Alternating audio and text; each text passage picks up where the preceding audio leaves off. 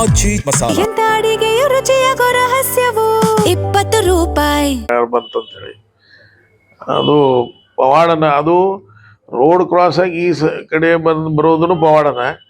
Accident ಆಗಿ ನೋಡಿದ್ದನು ನಮಗೇನೋ ಆಗದೆ ಇರೋದು ಅದು ಒಂದು ಪವಾಡ.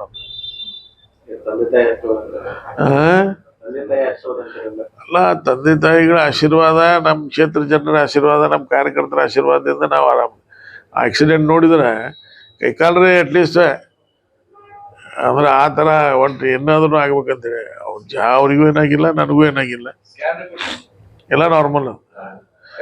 ಎಲ್ಲ ಸ್ಕ್ಯಾನ್ ಮಾಡಿದರು.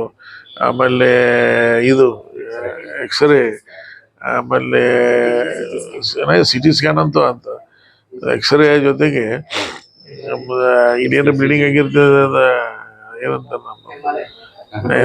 ಸೋನೋಗ್ರಫಿ, ಅವೆಲ್ಲ ರಿಪೋರ್ಟ್ ಎಲ್ಲ ನಾರ್ಮಲ್. ಸೀಟ್ ಬೆಲ್ಟ್ ಹಾಕಿದಾನ ಉಳಿದಲ್ಲ, ಇಲ್ಲಾರ ಹೋಗಿ ಇನ್ನಂಟು ಇದನ್ನ ಹಾಕಿ ಮತ್ತೆ ಬ್ಯಾಕ್ ಸೈಡ್ ಕುಂತಿದ್ದ ನಾವು. ಎಲ್ಲ ಏರ್ ಬ್ಯಾಗ್ ಓಪನ್ ಅದು.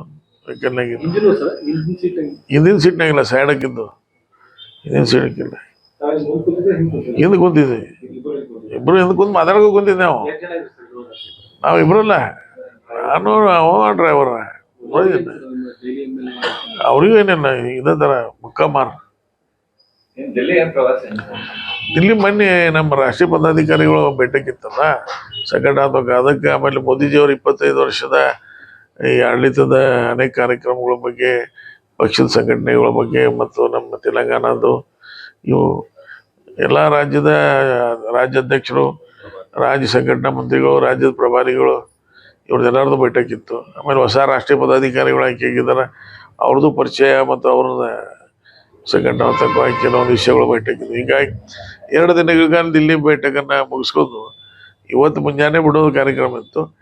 ನಾನು ಯಾವಾಗೂ ದಿಲ್ಲಿಗೆ ಹೋದಾಗ ಆದೇಶ್ ಗುಪ್ತಾ ಅಂಥೇಳಿ ನಮ್ಮ ಹಿಂದಿನ ದಿಲ್ಲಿ ಮೇಯರ್ ಅದಾರ, ಮತ್ತು ನಮ್ಮ ದಿಲ್ಲಿ BJP ಅಧ್ಯಕ್ಷರು, ಅವರು, ಅನಿಲ್ ಝಾ, ನಾವೆಲ್ಲ ಕೂಡಿರ್ತೀವಿ ಬಹುತೇಕ ಸಮಯನಾಗ. ನಿನ್ನೆ ಆದೇಶ್ ಗುಪ್ತಾ ಅವರು ಒಂದು 5 ಕುಟುಂಬ ಕಾರ್ಯಕ್ರಮ ಇದ್ದಿಲ್ಲ, ಅವರು ದೇವ್ರ ದರ್ಶನಕ್ಕೆ ಅಂತ ಬರೋರು. ನಾವು 100 ಜನ ಬಂದರ್ಸ್ತಾರೆ, ಇನ್ನೂ ಜಾಸ್ತಿ ಜನಕ್ಕೆ